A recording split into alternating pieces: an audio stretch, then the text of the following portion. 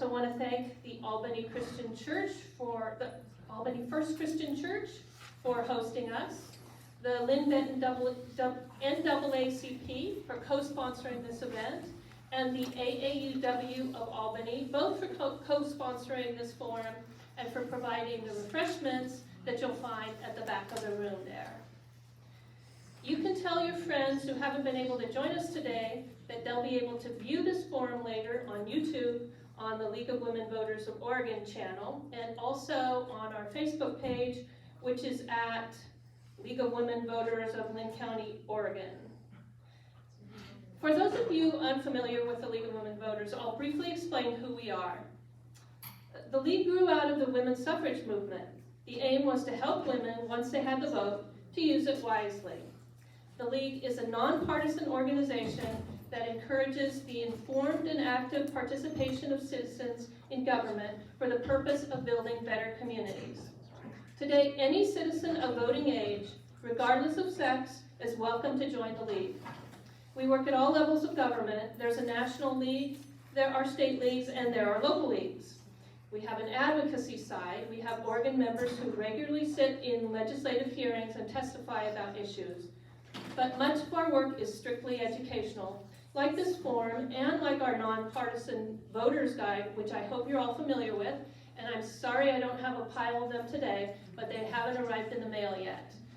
They will be in your local libraries soon. In the meantime, you can check out the Rural Organizing Project's election guide, which is also nonpartisan and which is on the table back there. Let's see. For more information about our local league unit, you can see our Facebook page or add your name to the list on the table back there. And you can check the column headed, "Please invite me to a meeting," and we will do just that because we need more members. We're only a few people, and we could do much more to help ensure good government with a few more hands to help. Okay, this is the way today's forum will work. The candidates will take turns answering the same questions, alternating who answers first. Each will have 2 minutes to answer. We've collected some questions to start with, but I invite you all to submit more, and I know that many of you have already. You can write your questions on one of the index cards that our volunteers have been handing out. Be sure to phrase your question to address both candidates, not just one, and please try to write clearly. We have volunteers who will collect the cards if you just raise your hand. We ask you all to give our speakers the quiet and respect they deserve and to hold your applause until the end of the forum. Please take a moment now to silence your phone if you haven't already, and I will do mine in just a moment because I haven't had a chance. And finally, I want to point out that the bathrooms are straight back that way. Now I would like to introduce our candidates.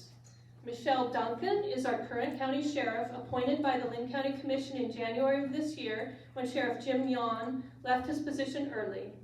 John Raymond, her challenger, has worked for the sheriff's office for 23 years, first as a corrections officer and subsequently as a patrol deputy. Please welcome John and Michelle.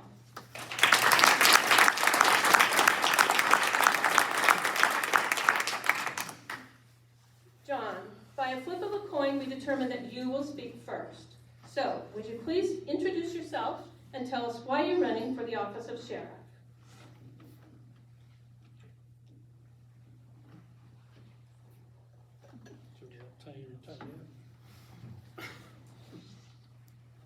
Hi, I'm John Raymond. Thank you all for being here today. The sheriff is the lead law enforcement official of the county. To fill this position, you must have unquestionable integrity, ethics, and morals. I'm the only candidate in this race that's bringing that high level of ethics, and morals, and standards. My opponent is accused of violations of elections laws and violations of civil rights to feed the agenda of this candidacy. We as citizens should not tolerate any law enforcement official who is willing to break the law or violate our rights to tell us, and then tell us it's not really a big deal. I moved to Linn County at the age of 7. I graduated high school here in Albany, At the age of 14, I became a volunteer at the Linn County Sheriff's Office, search and rescue. After high school, I joined the U.S. Coast Guard, where I served 4 years, supporting the search and rescue and law enforcement efforts here on the West Coast. After honorably serving our country, I returned to Linn County to raise my family. I have been married for 26 years. I have 3 beautiful daughters. In 1999, I started my 23-year career with Linn County Sheriff's Office. I worked as a corrections deputy in our jail for 6 years. Then in 2005, I transferred to our criminal division, where I still work today as a senior patrol deputy. I've heard some people are concerned about the fact that I'm willing to buck against the Oregon Health Authority when their mandates interfere with public safety. It is the job of the sheriff to protect our county, and the Oregon Health Authority mandates have really treated our inmates inhumane within our jail. Can you imagine being in a jail cell 24 hours a day with no chance of getting out during the day because your hour out has been restricted by Oregon Health Authority mandates? We need to take care of all Linn County citizens, not just ourselves. Sorry. Michelle, same question. Would you please introduce yourself and tell us why you're running for the office of sheriff? Sure. I'm Michelle Duncan, and I'm running to keep my job as the sheriff. I agree with John that the position needs integrity and leadership. He referred to an elections violation that one of his backers filed. I can tell you his voter pamphlet statement contains inaccuracies as well. He clearly stated here that he's been a deputy for 23 years. His voter pamphlet statement, however, says 24 years. And so, but I'm not going to play the same petty game that his side has decided to play. And I've, had people ask me about submitting a violation against him as well, but I'm just not going to do that.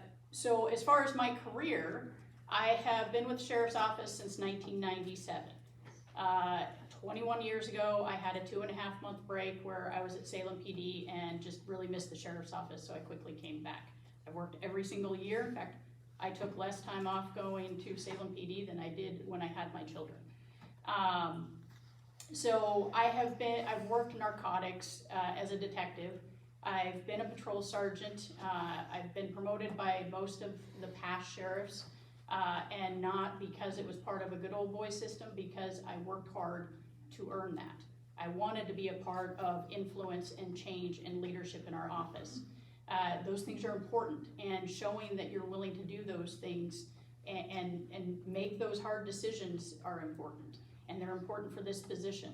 I have continued to learn more at each step to prepare me for this position, and I will continue to learn more even as your sheriff.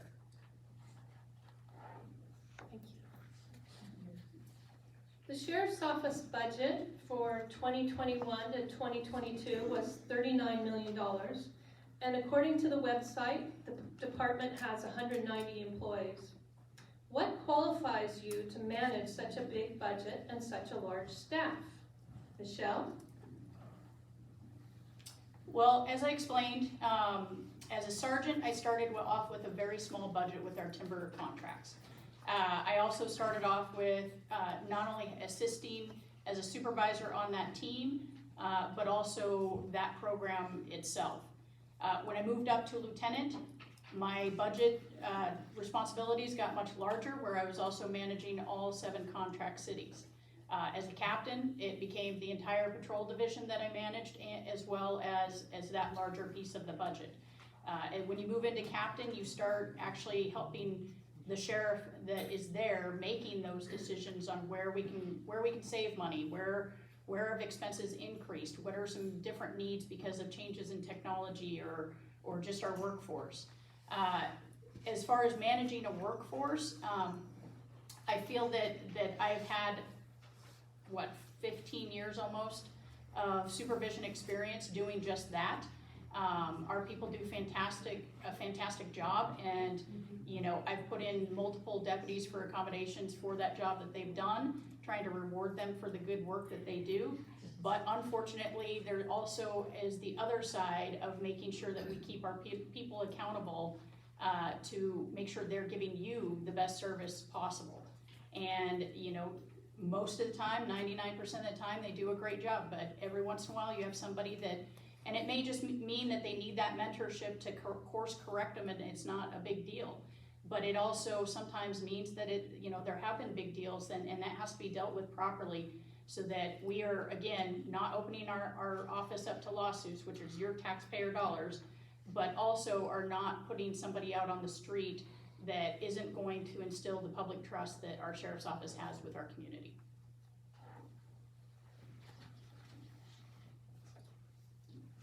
John, how will you manage such a big budget and such a big staff? I'll manage the budget and the staff with the leadership that I bring. I am bringing leadership to the sheriff's office. I'm going to take the individuals who are experts in their field, that are experts in the topic that they specialize in, and I am going to bring them together, and we'll manage it together. I'll be a leader of a team, not an individual trying to run an entire multi-million-dollar operation. So we have, as the sheriff said, we have very high-quality employees. We have very high-quality people who are ready to do the job, who are ready to be there, that support us every day right now. So we'll continue to use their skills and their knowledge. Thank you. As sheriff, how will you determine whether Blacks, Latinos, and other people of color are being treated equitably by your department?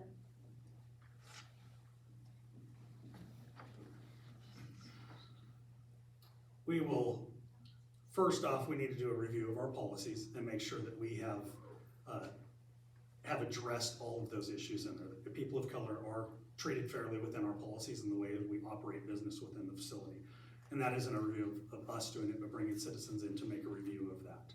The second part of that is that we need to take a look at our police statistics. We need to continue to watch them and monitor them within house and with the federal guidelines and federal statistics, FBI statistics, and make sure that our community is being treated equally, that we're appropriately enforcing laws and dealing with the ethnicity in our counties without any bias. Thank you. Michelle, how will you determine whether Blacks, Latinos, and other people of color are being treated equitably? So as far as just the policies, they're already constantly being reviewed. Not only to be updated with the current laws, but also current practices, including what we now call stop data, which tracks everybody that we stop, and it tracks their race, reason for stop, whether they were searched, and whether they were arrested based out of that stop.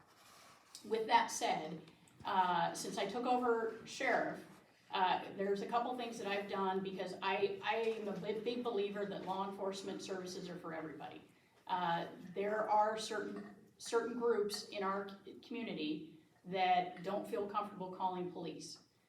So a couple things that I did is I have joined and sat in on a couple of Albany Police Department's diversity team meetings to listen to see what their concerns are.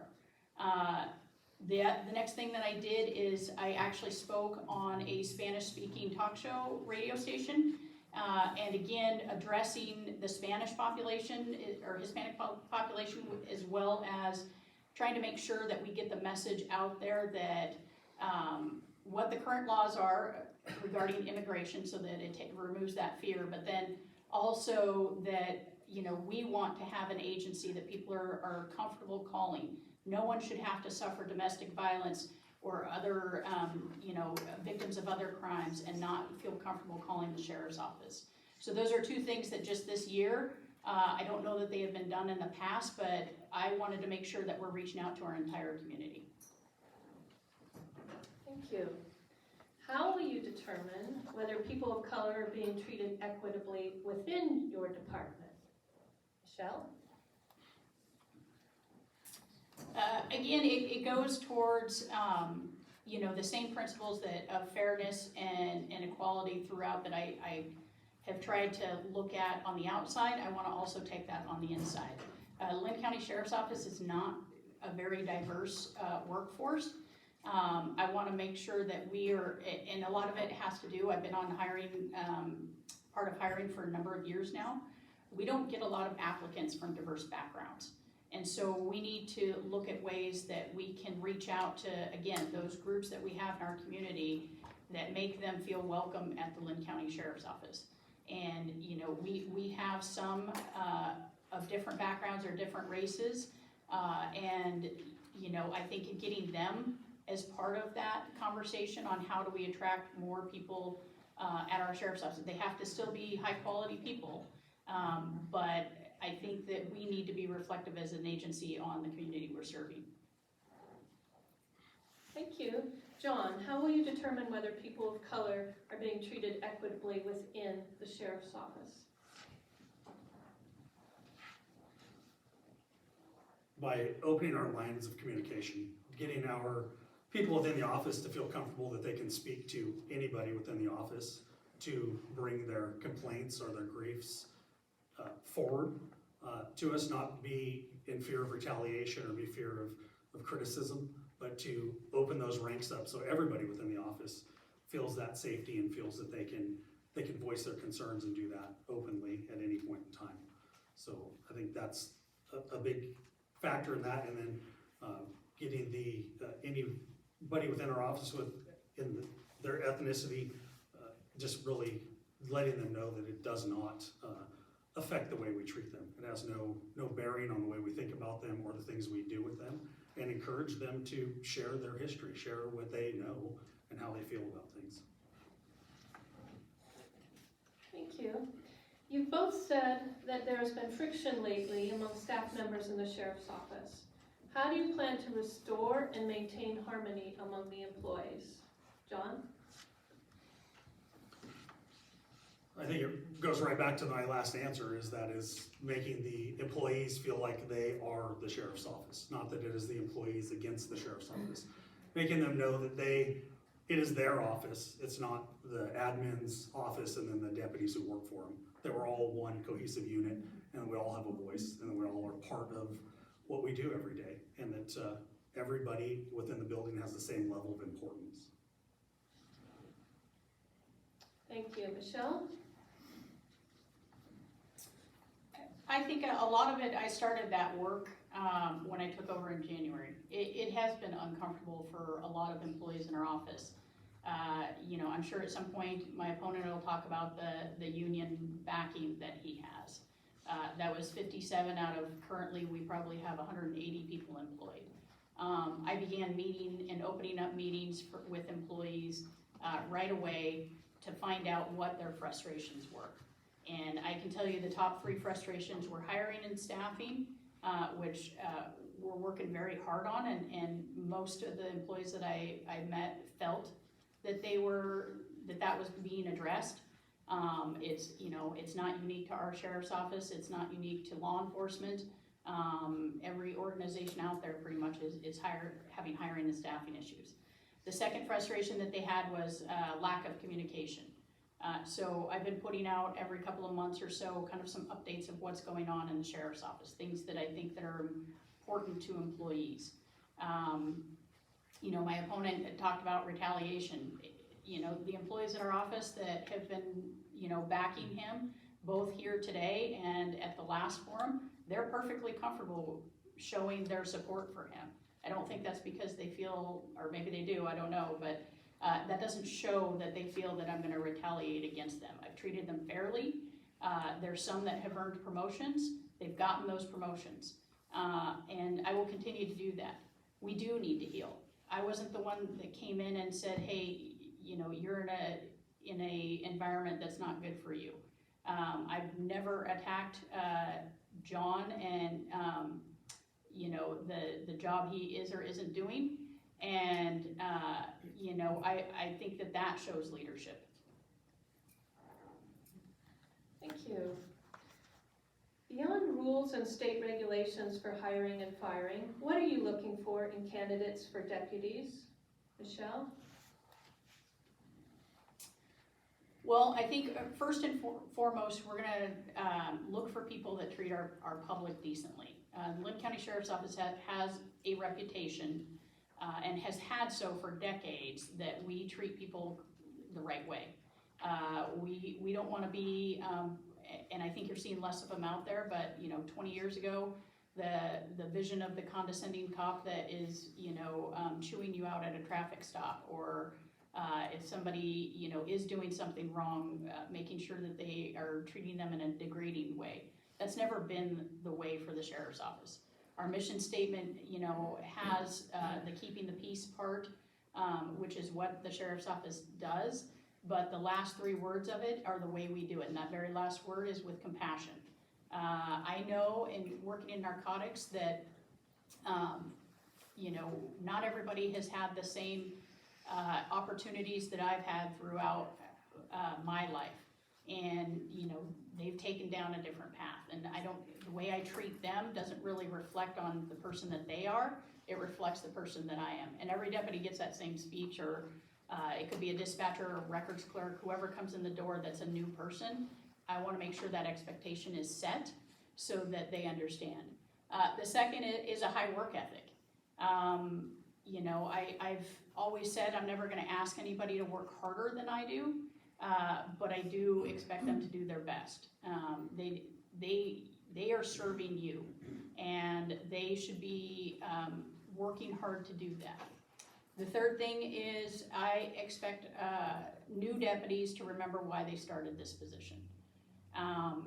Law enforcement has gotten more difficult over the years, and I've had a lot of deputies in particular, or dispatchers, that they're frustrated with the knocks that they feel police have unfairly taken, and we need to remember why we are doing this job, and it's to serve the public. Thank you. John, what will you look for in candidates for deputies? I'll look for a lot of what the sheriff already spoke of. I mean, those are all important traits for our people, but the number one thing we have to look for in deputies is that we are hiring people that haven't forgot the human element, that they haven't forgot that we're still dealing with other humans and that people have bad days, and we need to know how to deal with those people appropriately. So somebody who still has all of that compassion, that is not going to lose sight of it. That's the most important part for me, is knowing that when we go out to the street, we're going to treat everybody the way we'd like to be treated, and we'd like to go out there and make a improvement in their life, or make an example for them so they can move forward. So somebody who's not going to be judgy, who's not going to think that they're better than themselves, than the other people, somebody who is truly here to serve the community, and that's what they want. That's the key for me for a deputy, and somebody to be in our community representing the sheriff. Thank you.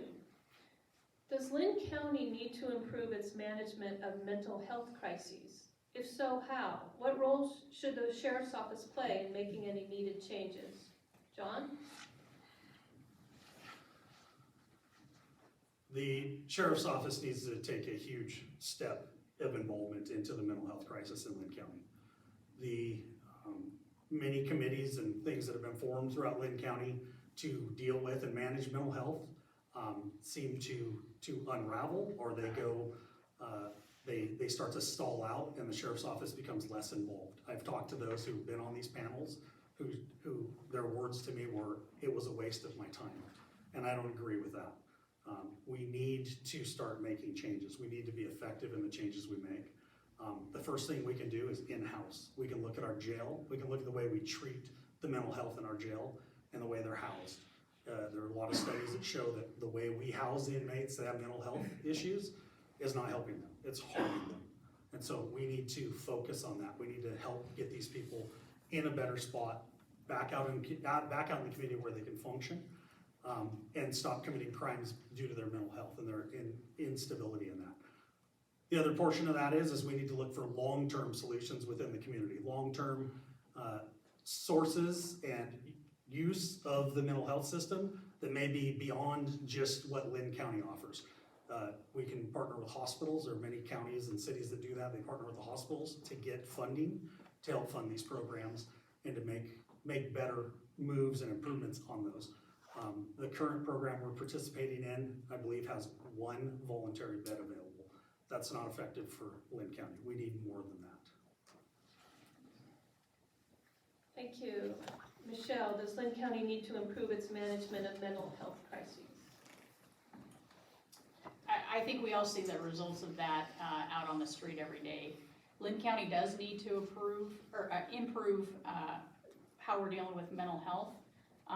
However, really a lot of where the problems are lying are with the state. The state is not accepting the people that we would have sent them in the past, so we're having to house them in our jail. And you know, again, we're working with state legislators and trying to figure out ways to deal with that. On a more local level, we already have a mental health full-time person that the Linn County Mental Health gives us for the jail itself. Additionally, we are working with Linn County Mental Health and the DA's office on what's called the Yellow Line Project, and it's exactly what my opponent was suggesting, is that we give them a path on some of these lesser crimes, that instead of going to jail on a trespass or disorderly conduct or something because they're causing a disturbance in the community, they commit to a 2-month program of mental health services. We are waiting to implement that because mental health is so short-staffed currently that for it to be successful, they have to have the staffing to put towards this program. I'm hoping from, again, my talking with mental health providers at Linn County Mental Health, that'll be something that comes very, very soon. You know, additionally, we talked about panels. I actually was one of the people participating with mental health and Albany Police Department on trying to find people that would clearly need services. And I've asked, you know, the patrol captain to continue that work, because I do think it's important work that we are usually the first to encounter them, so we need to make sure that they're given the services and introduced to those services when they're needed. Thank you. Is the Sheriff's Office doing a good job of handling the problem of homelessness in Linn County? What improvements, if any, are needed? I think the problem with homelessness and what we're doing, you know, I think most with what the laws are today, as far as homeless go, we are doing what we can to provide them services. There are limited bed spaces. There's some talks about Sweet Home and other areas that are going to start shelters. There's also, you know, I was reading in the paper some of the things going on at Helping Hands that I'm sure is not helping some of that. We need to have those services in our community. With that said, we also need to work on that mental health issue, because that's a huge part of our homeless problem. But there also has to be a balance. We can't just let somebody set up camp on somebody's private property. We had a fire start a couple months ago from a homeless camp that it burned several acres. And you know, there's got to be a balance of helping these people, but also making sure that they're being respectful of property owners and others' rights as well. Thank you. John, is the Sheriff's Office doing a good job of handling the problem of homelessness? I don't believe we're doing a very good job of it. I think that the Sheriff's Office needs to be more involved with the homeless population and how we're dealing with them and the groups that are helping them. We need to get together with our civic partners who are offering care and offering help, and work with them in identifying the people who are wanting help and those who are not wanting help, and start to focus on getting some of these people who want help more services and get them moved through the system at a better rate than leaving them where they're bogged down with a mass group of people who do not want the help. And so if we can work with them to better identify these people, we can better help the homeless and better help them through the process and get them off of our streets. There are a number of organizations all over Linn County that want to work with the homeless, that do work with them, that do a lot of service for them. And we need to partner with them and help them get in a better place with that. We need to help them with getting these people to take some ownership in what they're doing. I see it, I work in the woods as a timber deputy, and I see constantly tents and stoves and food being donated, and these homeless will take those to the woods, they will use them, and then they will leave them. They'll just leave them lay. They'll be back 3 months later with all brand new stuff again, and they'll do this whole cycle over and over again. When I see the guy who has earned his tent or his stove, he picks up his camp, he cleans up the mess, he has ownership in it. These are the people that we need to help focus, get them set into a better track, and get them moving along. Thank you. In 2019, the Sheriff's Office spent nearly $300,000 on an armored vehicle. Do you believe the Sheriff's Office needs military equipment of this sort? If so, why? So that vehicle was bought with grant money, so it was federal money that we used. It was not our taxpayer dollars from right here in Linn County. It was our federal tax dollars. Yes, we do need these vehicles. The reality of the world is that criminals don't follow the law. They're not concerned about our safety. And we need to be as safe as we can to de-escalate these situations at the lowest level we can. If somebody is actively shooting in a neighborhood and we show up with an armored vehicle, we are safe, and it also gives us the ability to be there to deal with the situation. And it gives us the opportunity to de-escalate the situation and not just have to arrive with hard force. We can be there, we can deal with the issue and take care of it. The armored vehicle is to protect us, all of us. So yes, we do need to have that type of equipment, unfortunately, because that is some of the problems with society today. Michelle, does Linn County need military equipment like armored vehicles? I would also agree that yes, we do. And there's actually multiple purposes of it. Protecting our people is one of those purposes. The vehicles are not equipped with, big gun turrets or anything that a lot of people are thinking they are.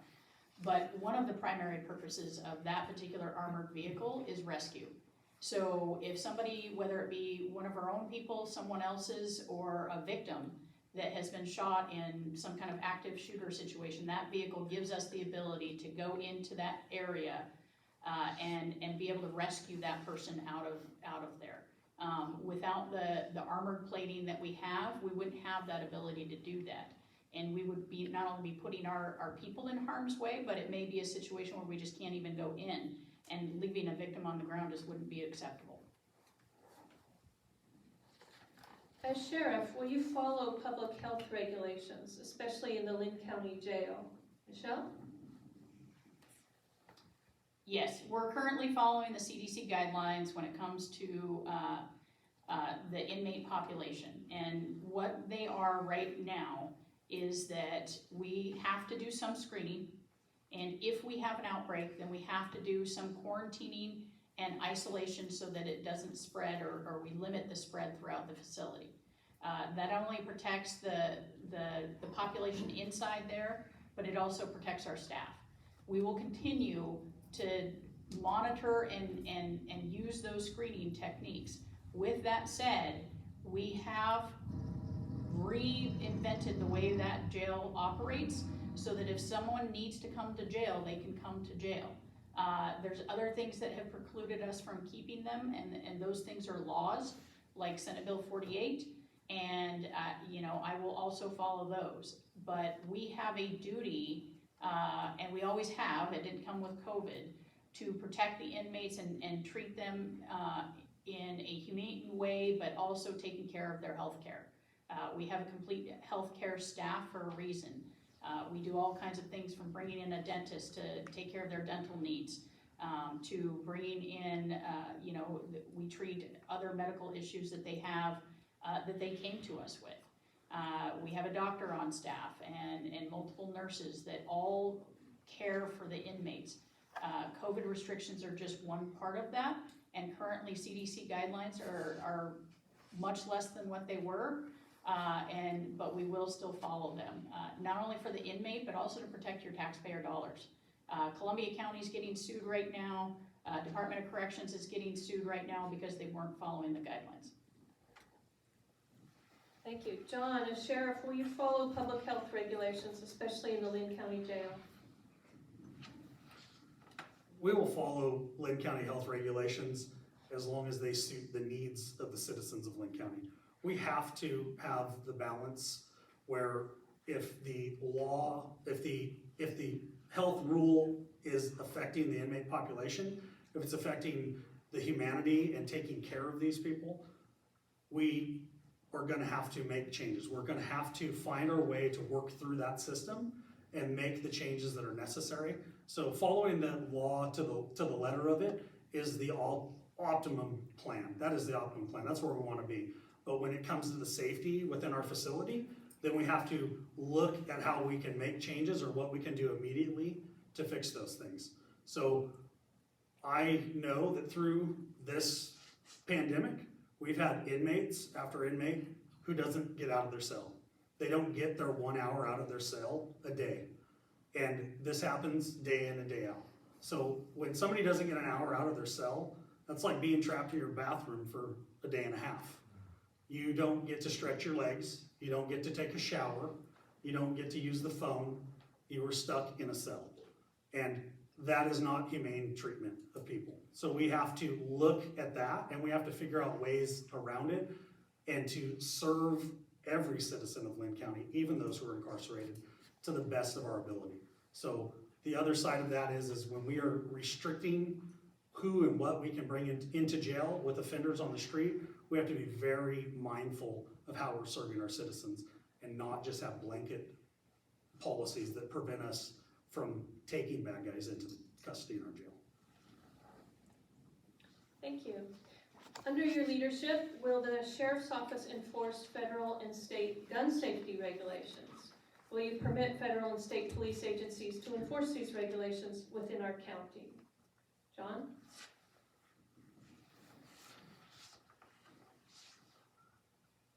The answer to that is no. We have a Second Amendment to protect. Linn County has voted in a Second Amendment protection. And as the sheriff, it is the sheriff's job for that to protect our Second Amendment rights. And if that regulation or what the state or the federal government is bringing to Linn County is a violation of our constitutional rights, then we, as a sheriff's office, need to stand our ground. The sheriff needs to stand their ground. The sheriff needs to enact and make sure that we are following that safety and sanctuary that we've created here in Linn County. It's a safety. So the protection of the Second Amendment right is just as important as any other right. So we must protect all rights as a sheriff. And so any unconstitutional infringement of any right needs to be protected. So the First Amendment is right there, just the same. We have to protect all of our rights. Michelle, under your leadership, will the Sheriff's Office enforce federal and state gun safety regulations? Real quickly, I'd like to go back to some things that John said about the jail. Those housed in our jail are getting their timeouts. He's talking about regulations that happened long ago, before I was sheriff. They are getting their timeouts. Even when we have a COVID outbreak, we're making sure people get their timeout. Yes, mental health is an issue in our jail. I think we've all seen, whether you were in jail or not in jail, mental health has been an issue after COVID. With that said, I'll go on to the gun rights. I agree that we need to uphold the Constitution. One example of that is Measure 114. For me, watching that the Supreme Court has already deemed the magazine capacity limits as unconstitutional, I can't uphold that law. However, there are other gun laws out there that permitting is one of them. It has not been deemed unconstitutional. In fact, that in the U.S. Supreme Court's ruling about the capacity limits, that vaguely came up as a historical practice that has been upheld. Now, just because whether I agree with them or not when it comes to the permitting, and there's a variety of reasons on Measure 114 in particular that I don't. Part of it has to do with taxing my resources and taking deputies on the road to then use them as, because I'll need clerk positions to do that. I just think that that's bad for our community. I believe in upholding the Second Amendment right. I think that even though that we do have the Second Amendment reservation order in the county, that has to be very carefully used. If I'm doing it to where I'm now, and this is happening in Missouri right now, that I'm no longer working with federal authorities on things like drug crimes and other things because of that order, then I'm really not benefiting the community. Thank you. Do you plan to be a constitutional sheriff, and what does that term mean to you, Michelle? There's a term out there called constitutional sheriff. And my understanding of it is that it's the sheriff that interprets and makes up what is constitutional or not. I disagree with that. We have an order of the court system. I fall under the executive branch. I'm not a lawmaker. However, when I look to, again, 114 is an example, something that the courts have actually ruled unconstitutional, then it is my duty to uphold that. I took a vow to uphold the Constitution ever since I got involved in law enforcement, and certainly as the sheriff. I will continue to uphold the Constitution. A lot of this constitutional sheriff, they want you to take a second vow. I look at it that, I got baptized once, I don't have to do it again in front of someone else to prove that I'm a Christian. Thank you. John, do you plan to be a constitutional sheriff, and what does that mean to you? Well, what constitutional sheriff means to me is the sheriff who first and foremost thinks of the constitutional rights of the county, thinks of their citizens and what their rights are before blankly going out and following orders that are sent down from the state or from the federal government. So we need to consider the constitutional rights of everybody. And as the sheriff said, their constitutional rights are in court all the time. We do have what's found constitutional and what's not found unconstitutional. But those are the things that we need to be on top of. Those are the things we need to be following. Those are the things that we need to follow. And we need to be thinking of the constitutional rights of all of our citizens with every decision that we make, and being there for the citizens when they feel like their constitutional rights have been violated, and address those and work with them through that process. Thank you. John, is it the sheriff's duty to hold judges and district attorneys accountable if they don't prosecute people the sheriff's office have arrested? And if so, when will that start happening? So that goes right into the other end of the constitutional sheriff, and that would be if a sheriff were to feel that the district attorney was not following the Constitution, having some sort of say in that. The reality of most things when it comes to that is who prosecutes that? Who's going to take that case and go with it? So if we arrest somebody, we have to know that there's backing the rest of the way through the system behind it. So even if we were to feel that the DA was not doing their job, or feel that a judge was not doing their job, or we could even say they're not really following the Constitution, arresting them or taking them to another level is going to go nowhere. It's just going to create havoc is what it will do. So the concern for that is that we need to keep on top of our judges and our DAs and make sure that they are following the Constitution, and have those open conversations with them and be involved in the activities that they're doing and their decision making, and just letting them know when we feel that there is some sort of issue or problem that's coming about. Thank you. Michelle, is it the sheriff's duty to hold the judges and DAs accountable if they don't prosecute? Basically, the answer is no. However, with that said, the process has always been, I'm not sure what he thinks that we would arrest someone for violating their rights. That's something that goes up through the federal court system. And we actually don't have federal powers unless we are deputized by a federal agency. So with that said, I do believe that having relationships with your district attorney's office is of the utmost importance. I can tell you that there have been numerous cases in my career, or that I've seen other deputies have, that I didn't agree with either the DA's decision or the judge's decision. That happens. But I actually have an excellent relationship with Doug Martini, our current district attorney, and I will continue to foster that relationship so that we don't always have to agree on anything, but we understand where we're coming from when it comes to upholding the Constitution.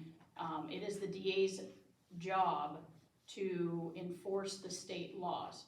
Can he choose what he spends his resources on, just like I can choose what we spend our resources on? Absolutely. He may decide that, some C misdemeanor case is just not worth the time for the community and the taxpayers. The judges are the ultimate decision makers when it comes to that, and that's just the way our government has been set up for over 200 years. Again, I can disagree with what a judge's decision, but it would be a federal court that would deem whether they were violating someone's rights or not. Thank you. How would you respond to learning that someone on your staff has had a history of being biased against people from an underserved population? In what way would you hold the person accountable in the future? Well, first and foremost, we get complaints of all kinds. We have a due diligence to investigate those complaints thoroughly. Sometimes, those complaints are investigated and, we find that there was some wrongdoing. Sometimes we investigate those complaints and find out that it was not at all anything that was biased or that the deputy did anything wrong. So first and foremost, an investigation has to take place into that complaint to find out the validity of it. If it was deemed that they were biased towards someone, that level of bias would have to be accounted for on what it may be that the deputy needs training and set clear expectations. If it was, something of a smaller nature where they maybe used a word that wasn't overtly offensive, but they needed to rethink how that they're going to be addressing the population, because as we've all seen, there are words that have become offensive in more recent years that weren't in the past, and so maybe that's a training issue that we need to deal with. If it was something where they were overtly biased and it was a repeated incident, that's not somebody I can have on the street for our public to be, nobody's gonna feel comfortable no matter what group you're in. I don't think anybody wants to be served by a deputy that has those feelings and is willing to overtly use them repeatedly in their job. Thank you. John, how would you respond to learning that someone on your staff had a history of being biased against an underserved population? I really don't have a lot to add to that. I think the sheriff's answer was very sufficient for that. I mean, that is how we would deal with it. The person we would definitely start an investigation immediately. The only thing I would add to that is that we would probably take that investigation and ensure that if it reaches a level that is of concern, that we send it to another agency to have them review it, so that there's no bias within our office for that officer, and make sure that we're taking care of that situation. But I agree with what the sheriff had to say. Thank you. Would you explain your campaign strategy and what you've done to keep things positive? John? My strategy was to start serving the citizens of Linn County many years ago and to build relationships within the county. I have built relationships at every level with people of all backgrounds and of all diversity, and I have maintained those relationships with them, and I have reached out to them to see what it is they need or what they want in a sheriff. I've Had many people come to me prior to this, asking me to run for sheriff because they trusted in my decision-making, they trusted in what I was doing. There is a disconnect felt with a lot of members of the community I spoke to between the sheriff's office and the community. They don't feel that the sheriff's office is part of the community, and they felt that I am part of the community. They felt that I brought that community connection back to the position. And so they asked me to do this. The strategy in this has just been to continue to tell the truth and be in the right all the time, doing the right things, and answering honestly and truthfully when I'm asked questions. Thank you. Michelle, please explain your campaign strategy and what you've done to keep things positive. I kind of alluded to it a little bit before. My campaign strategy has been to talk to you about what I bring to the table. My experience, you know, and it's, those experiences are mine, but they also are always within a team setting. I know it's something that John has touched on. I have a team right now of captains and an undersheriff that help me make the decisions that we make now. As far as campaigning, is to make sure that we're always taking the high road. I think you would want a sheriff that is displaying that integrity that we're talking about, and that respect for others. There's been a lot of his supporters that have said some very flippant and untruthful, but also just, you know, kind of ugly things, even on our social media. I've been called all kinds of names.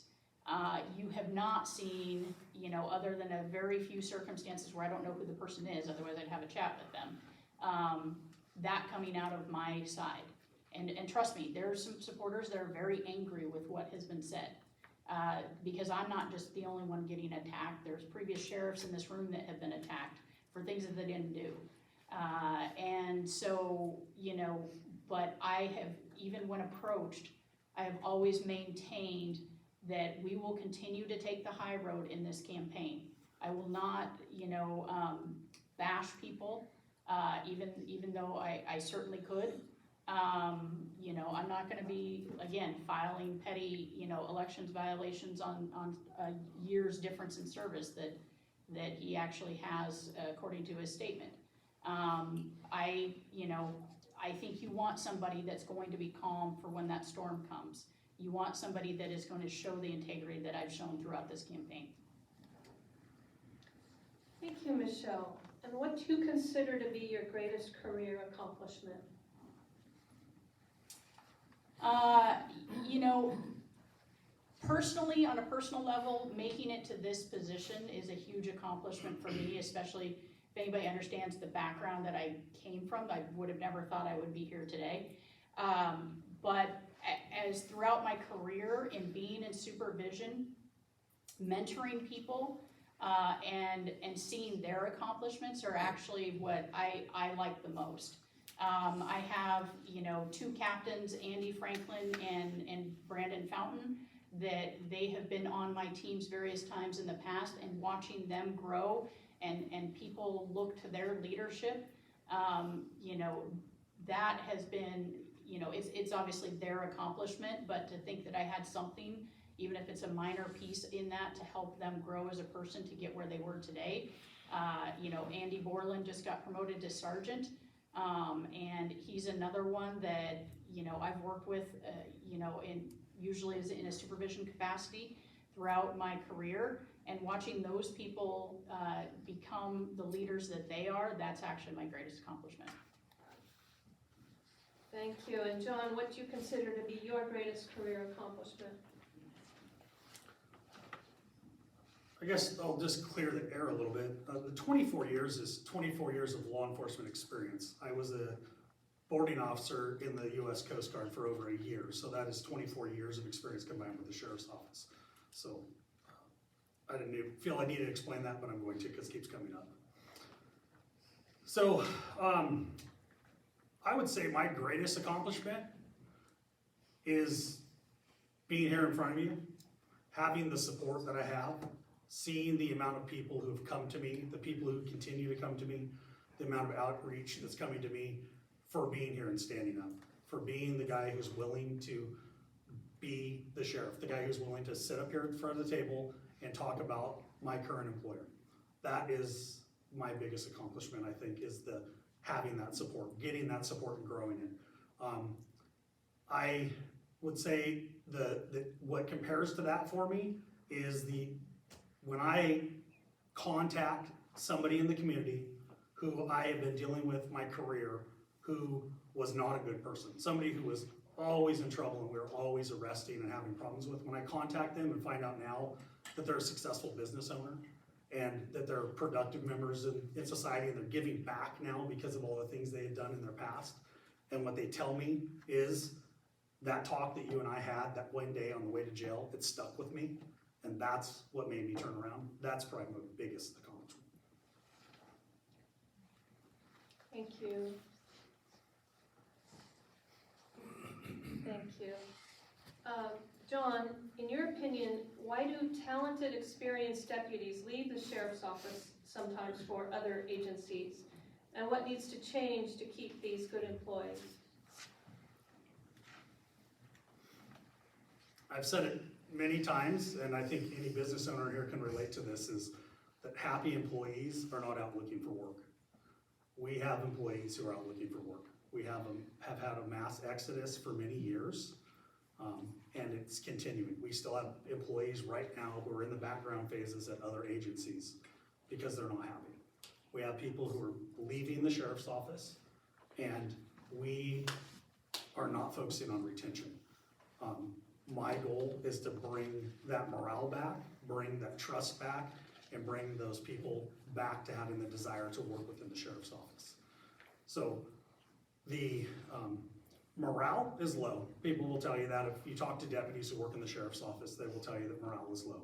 There are a lot of reasons behind that, but it isn't a new thing. This didn't just start because of an election. It's been this way for quite some time. And so we haven't put a lot of effort into rebuilding that.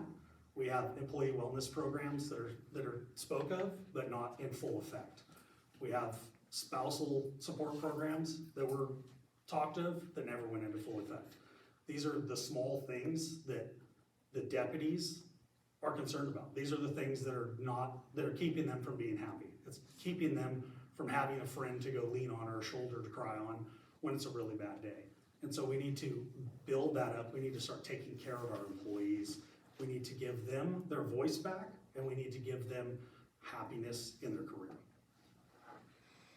Thank you. Michelle, in your opinion, why do talented, experienced deputies leave the sheriff's office for other agencies, and what needs to change to keep those good employees? I think I've actually done exit interviews with a lot of the deputies that have left us. Of those that were willing to tell me what the issue was, it was never management. It wasn't the administration. It wasn't low morale. I had 4 people leave for OSB, and I was able to talk with 3 of those. One of them, it had to do with pay, and he is just able to support his family better and on the pay that Oregon State Police is able to pay that we just can't match.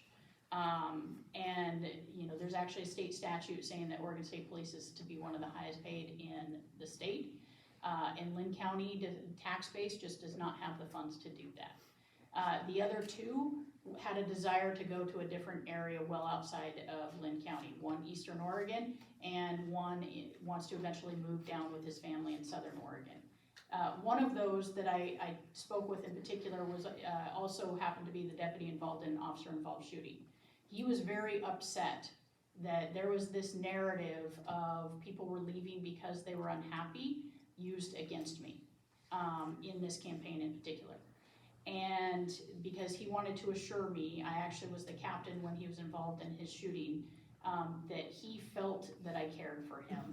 He felt that I was engaged in that. And I've talked to other employees, in fact some in this room, that also had talked about the family atmosphere. I've done leadership trainings.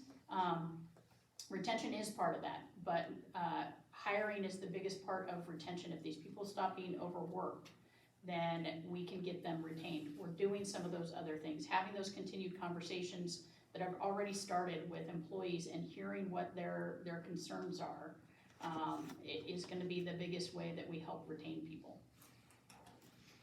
Thank you. It has become standard for the Linn County Sheriff to retire before his or her term is up. Linn County voters believe that they elect a sheriff to serve a full term. Does retiring months before the term as sheriff is complete provide integrity to Linn County voters? I don't know that it has to do anything with voter integrity. I do know each of the previous sheriffs left early. There is a notion out there that they left only to hand it over. Well, I can tell you in 2 of those instances, there was no opponent, so there was no need to do that. And so, you know, you have to ask specifically those sheriffs why they left early. I can tell you in just private conversations, there are some that have health issues that they, you know, were dealing with. There were some that had stress issues that they were dealing with. There's some that had job opportunities that came up that may not be there in a year to finish out their term. If you want to ask them why they retired early, that's a question for them. I don't presume that I know everything just because there's this narrative out there that it's this good old boy system. I can tell you that's not the case. You can ask Jim Yon why he retired, or Bruce Riley, or Dave Barrett, who are all in the room, what their reasons are for retiring. I can tell you this is not a low stress job, and because as much as it is a team effort, it's not the team that bears the responsibility, it's the person sitting in this seat. And you know, you have to be willing to do that and take the knocks that come, because they will come. And you know, sometimes that's not always easy after you've done it for multiple years. And you know, my intention is to fully serve my term with the hopes of serving a second term.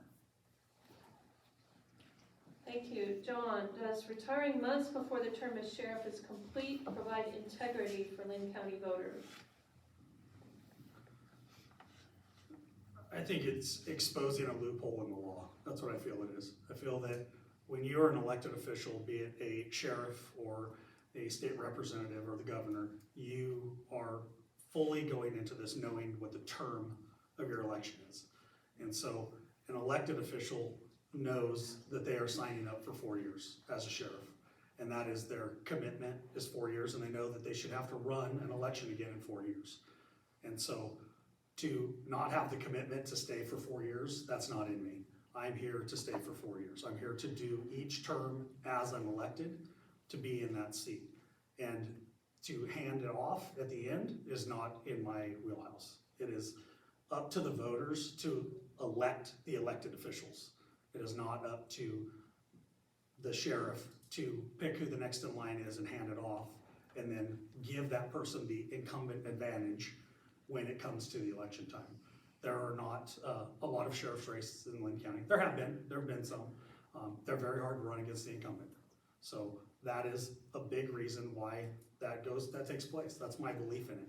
When I started in this process, I interviewed multiple campaign advisors, and every one of them said, oh, the incumbent, man, that's gonna be a horrible race. So it is known in politics. It is what it is, that if a handoff happens and there's an incumbent, it is gonna be a heck of a race. And so this system has to stop for the voters to have a voice in who their sheriff is. Thank you, John. Do you think it's your role to decide whether a law is constitutional, or isn't that the job of the courts? I agree, it is the job of the courts to decide if a law is constitutional. It is the job of the sheriff to decide if the Constitution is being violated by that law. So the law of, a simple law would be gun rights. If the law were to change and say that we need to confiscate guns, that would be unconstitutional. So the law is what we will follow unless it gets right down to our basic constitutional rights, and then we must follow those first. Michelle, do you think it's your role to decide whether a law is constitutional? No, that is up to the courts. Again, I'll point to 114. You know, if that gets enacted into law, then there is that part about the capacity limits that it has been ruled by the courts as unconstitutional, so I couldn't uphold that law. I don't agree that just every law, it is my decision on whether it's constitutional or not. But if I clearly, like in that circumstance, have a court pointing to what their decision is on constitutionality, then that's what I would look at. You know, I think that the fact that we're even thinking about passing a law that has already been turned down by the U.S. Supreme Court, it would just be poor for the voters because our state would be tied up in court proceedings on it again anyway. Getting back to, you know, we uphold the laws and we do have some discretion. Even at the deputy level, we give deputies discretion on what those laws they're going to enforce. Now, obviously, you know, domestics and major crimes, we expect them to always follow the law in enforcement. However, for example, you know, our community probably would prefer us to enforce speeding laws rather than jaywalking laws. Those are some of those little decisions that we do get to make. I haven't seen any law proposed or currently on the books today that says that we're all going to start confiscating your guns, whether it be at the local level or at the federal level. So I think that that's, you know, I guess if we really went down that road, I just don't foresee that. That's something I know some people are fearful of, but it's just not a reality today. Thank you. Has this race divided our community? If so, how will you work as sheriff to repair the damage? Again, I think it has been divisive to our community. I think that there has been assumptions that have been thrown out there of why the sheriff's office does certain things that in particularly just aren't true. And you know, there's also been allegations made to multiple people at the sheriff's office, including myself, which simply aren't true. And so when the community's seeing that, I'm sure there's a faction of them that are giving pause, and you're literally eroding the public trust that the sheriff's office has with that community. So one of the things that is just near and dear to my heart is being involved in the community. And I've done it as a deputy, giving community presentations, going into schools. When I first took over sheriff, I was asked to go to a Boy Scout troop camp and talk with them for a little bit. I actually love doing that stuff. Being engaged with the community and building that relationship as the sheriff. Our deputies get to join in a lot of these things too. Right now, staffing makes it hard. But I think us being more engaged to the community is what helps build that trust. And hopefully we will continue to do that and continue to build those bridges, some that were broken even before this race began. Thank you. John, has this race divided our community? And if so, how will you work as sheriff to repair the damage?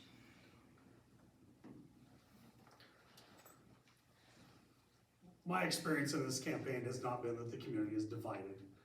My experience in this is that it's politics.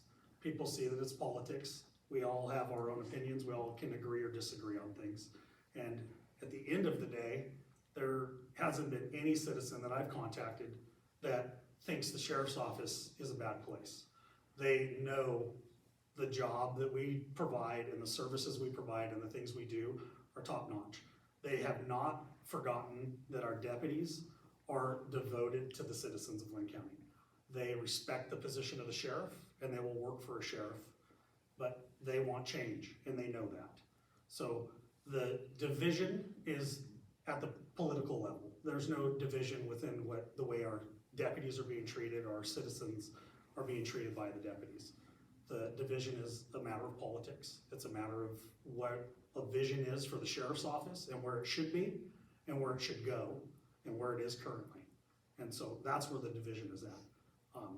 I am seeing more and more community support every single day to follow this vision that I see for the sheriff's office, that we as employees of the sheriff's office see. So those who are supporting me are still reaching out. There are people in this room who are supporting me, and there are plenty more people out there. I have been holding events on a very regular basis, and those people are coming out of the woodwork. And they're not saying the sheriff's office is a horrible place, so they're not saying that this community is a horrible place. They're just saying they want change. Thank you. There is a growing problem of campers, drug paraphernalia, garbage, and litter near bridges and on wide spots on county roads. Break-ins, theft, and trespass have increased at the same time. What will you do to keep rural parts of Linn County safe?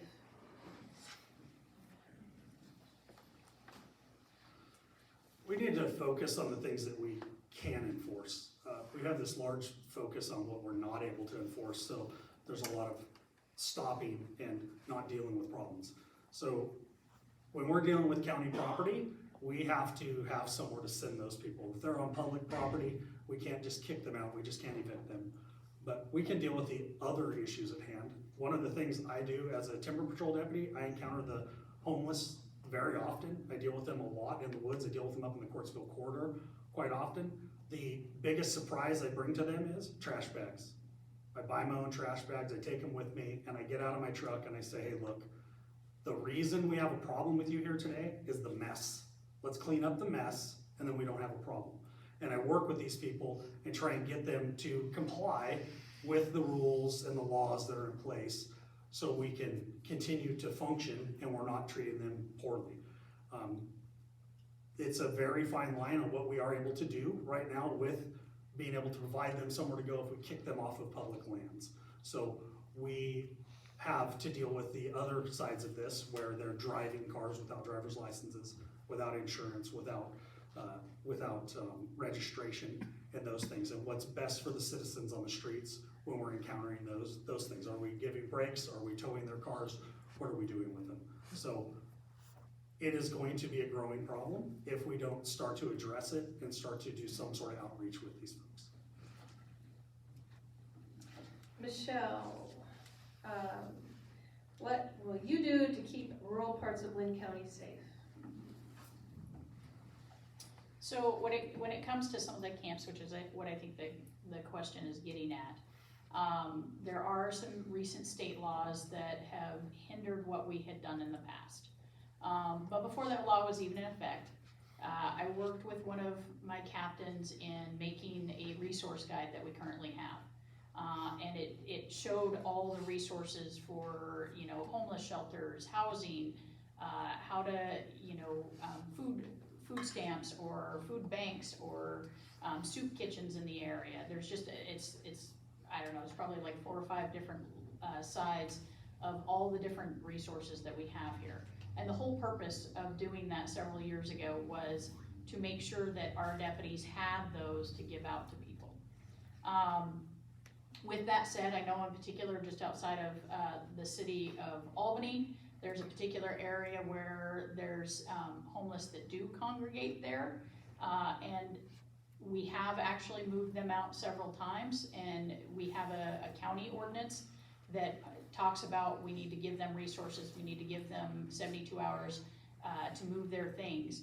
The reason we do it, we're obviously providing them the resources that we have here in the county, but the other reason we do it is we've had several property owners in the area that their lands are getting just abused, and we also additionally have the road department that has had to check that bridge in particular for safety because there's actually sections that are being cut out to put where they're putting tents and those things. They're leveling it out under the bridge, which actually can potentially compromise the bridge itself. So those are some of the reasons that we do have to move them, out of some of those areas. I know that question specifically talked about bridges, and then we go in and we clean up their stuff so that they're hopefully not coming back. Thank you, Michelle. Can you tell us about one of your biggest investigations and what your role was in it? I've had numerous big investigations, being both as a detective, a deputy. I served multiple search warrants on drug houses.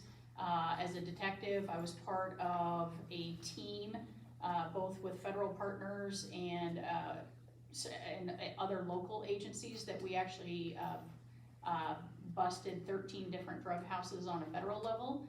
And it also went back to some major shipments in Arizona and south of the border, and helping get those people off the street from doing those major drug organizations.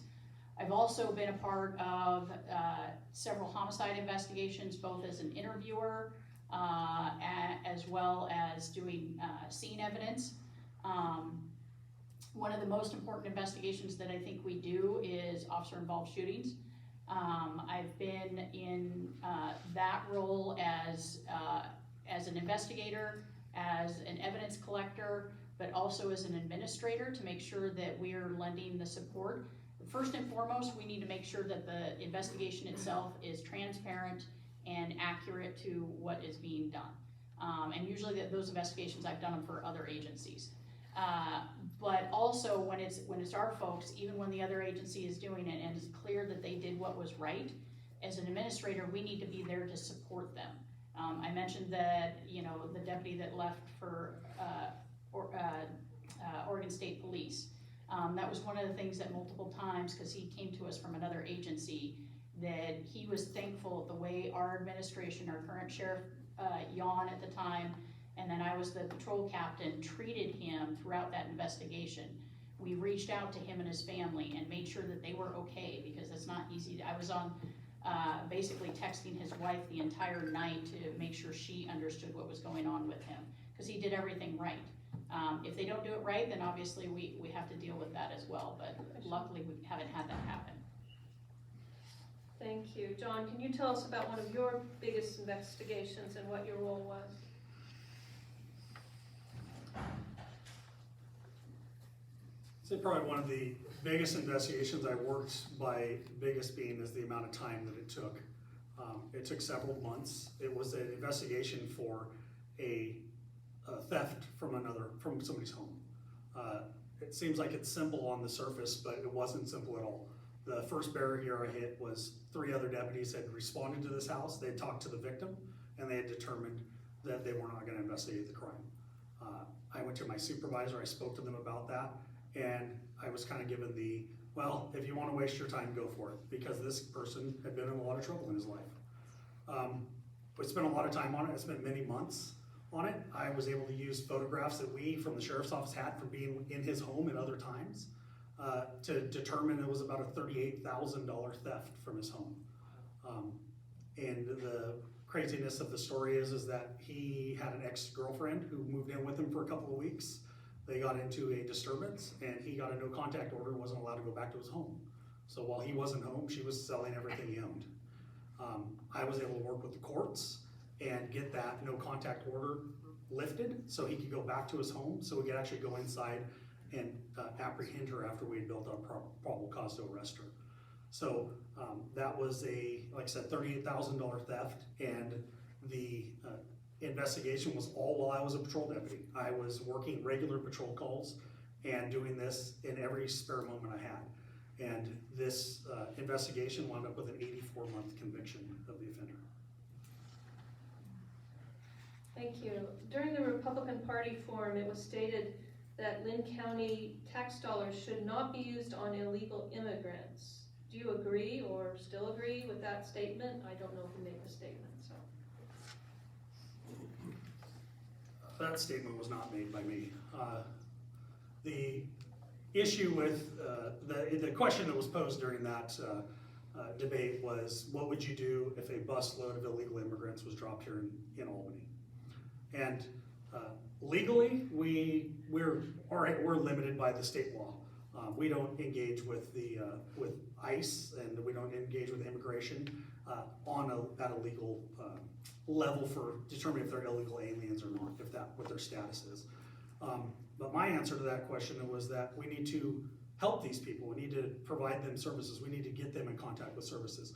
We can take them right down here on 2nd Avenue, we can take them to the state, and they can get state resources. They can get Oregon Trail Card benefits, they can get those things so that they're not stuck on the street where they're going to have to commit crimes or do things that they don't want to, or become a burden in your neighborhood or somewhere like that. We can take them, guide them to get them help. We're not just focusing on Linn County residents. We're focusing on people. We're focusing on anybody that comes to our county. It would apply the same to my grandma if she came to visit from out of town. It's the same thing. It's not about Linn County money, it's about taking care of humans. Thank you, John. Michelle, do you agree that Linn County tax dollars should not be used on illegal immigrants? So basically, the question that was posed was if a bus stopped in Linn County, what would I do? And I basically said, nothing. They're not here illegally. I wouldn't stop them. I wouldn't, I mean, they can go on their way. And so that's where I disagreed with, if they're stopped and they're engaged to go somewhere else, no, we just don't go start giving them state or local services. Our community is already strapped for the services that we have to offer to who we have here in our community. Now, if they were truly dropped on the street corner, that's a completely different scenario. That yes, we would of course help someone, but that was not the frame of the question. The frame of the question was, if the bus was stopped, what would we do? And that's why I said nothing, and that I wanted to concentrate our services on local, Linn County folks. It doesn't mean that we're not going to offer them, or that I think they shouldn't be used on other people, but in that scenario, that wasn't really what was going on. Thank you. What are the top 3 challenges facing the sheriff's office, and what steps will you take to address them? Well, I think first and foremost was staffing, and we've already been addressing those. We've hired over a dozen deputies, probably. I think I've hired over 20 employees altogether in different areas of the sheriff's office. And so, that actually is a huge task for my team, for, human resources, the captains, all the people participation in interviews. So, that is much their accomplishment as it is mine, but so that was the first thing, is we need to get bodies out there to serve the community. The second thing is mental health, and working with partners to address our mental health issue. Trying to find out where it is not necessarily a criminal issue, and it isn't necessarily an emergency room issue, which are the 2 most common places where we are actually putting our mentally ill patients, is either in jail or the emergency room, and that's not the proper place. So we are starting with small steps with the Yellow Line Project. My hope would be to then continue that conversations. We've already started them, and figure out, and I don't know that it is solely a county responsibility, but we need to get funding from the state. The state needs to fund the mental health issue, because it's not unique to Linn County. Linn County funds are very finite, and we need to make sure that they're taken care of. The third issue that we are having is some of the laws that are being passed today. Laws that are making our job more difficult. Things like the headlight, tail light out. I looked at locally, we took 31 drunk drivers off the road last year based on a headlight or a tail light being pulled out, or pulled over. And so those are things that we need to look at and combat, and make sure that we're doing what is actually safe for our community. Thank you, John. What are the top 3 challenges facing the sheriff's office, and what steps will you take to address them? I think our number 1 challenge that's facing the sheriff's office is the way it affects the community. And having a functioning jail that's operational, that we can depend on and count on, is a big priority. It is the backbone of the criminal justice system. If somebody were to show up here today and cause a ruckus, we need to be able to deal with that person appropriately. So having a jail that functions is huge. The courts when they sentence people, they need a jail to send them to. The courts have changed a lot of the practices they're doing, and they are sending more people to our inmate work group programs or community service type of service. That program in our office hasn't grown in many years. There's a big backlog of offenders that need to go through those programs, and we're currently managing it with one person.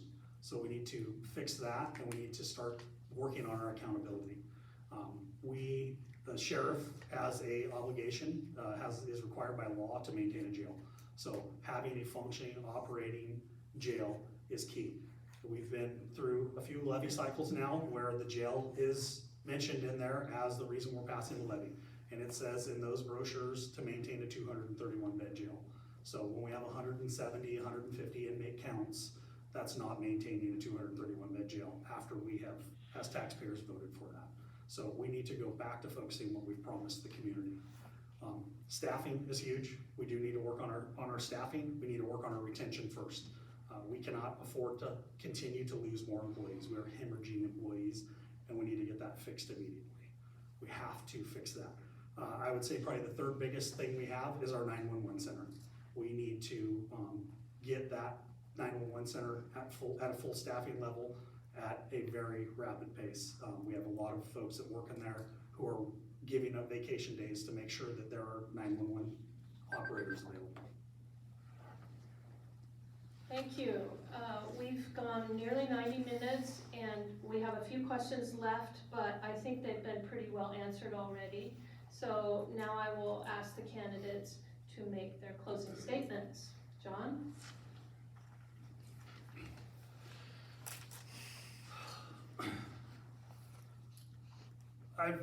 I've heard a lot of Sheriff Duncan speaking, and the word that comes to mind the most is I and me. The Sheriff Duncan is trying to tell us all of the things she could have done or the things she wants to do, but isn't doing those. After 10 months as sheriff, we're still hearing about the things that we're going to do. We're looking for action, not intentions. She continues to tell us about the amount of employees she's hired, but we're not talking about the reason they've left. And for me, that's like bragging about the lifeboats being full after we sink the ship. It doesn't fit. We've seen what her acceptable level of good work is, what her standard is for that. And we as the citizens, we deserve better. We deserve a higher level of service. We deserve law enforcement in Linn County deserves better representation by their sheriff. We are asking for a much higher standard. My family, they've been threatened in this, in my career in law enforcement. I didn't run away from it.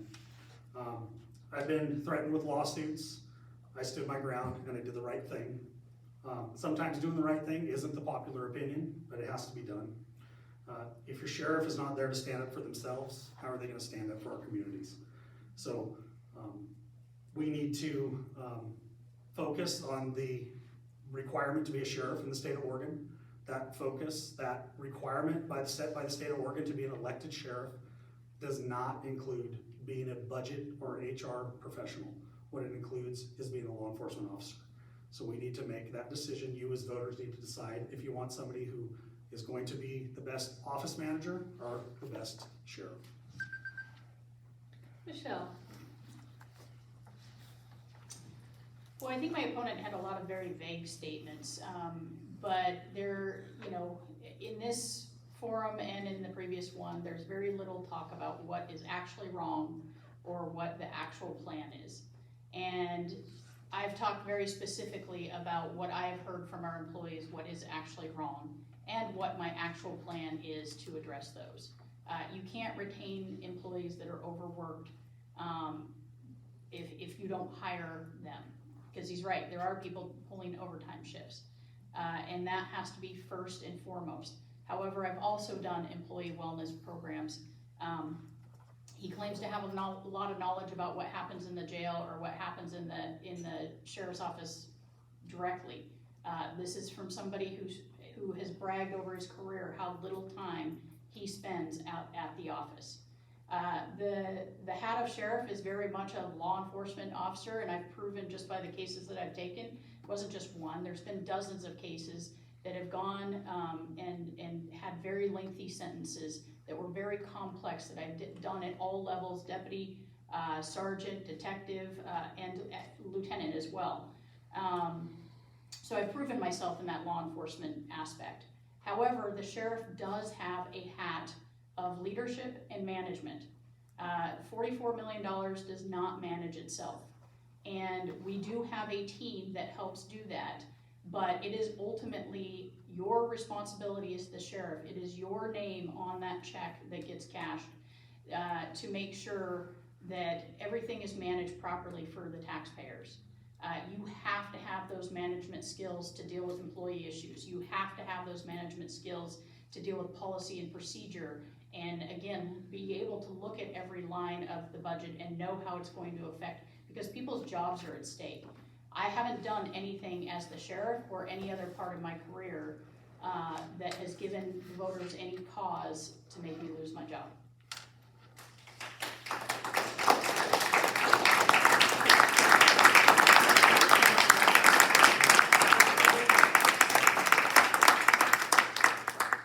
Thank you all for being such an attentive audience. I really appreciate it. I hope that you will stop at the refreshments table and at the literature table before you leave.